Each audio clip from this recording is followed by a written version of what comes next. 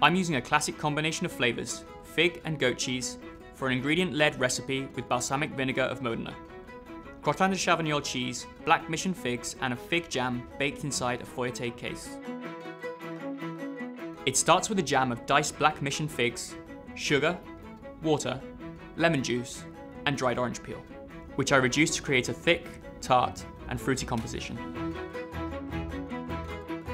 The jam serves as the base for this recipe and creates balance with the creamy goat cheese and rich puff pastry.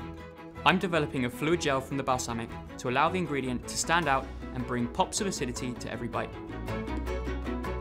I make the gel by gently heating balsamic and agar in a saucepan, holding at 92 degrees Celsius for 3 minutes to activate the hydrocolloid. Chilling the mixture allows it to set.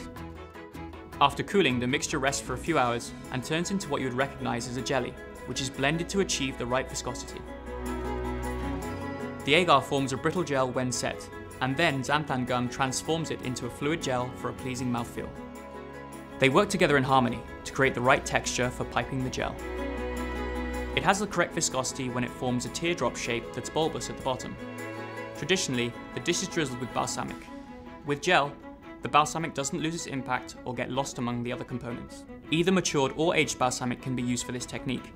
The flavour of the matured pairs well with the goat cheese, jam and figs. Selecting a balsamic depends on the dish that you're using it for. The matured balances sweet flavours because of its astringency. It adds a touch of drama to the presentation of my dish.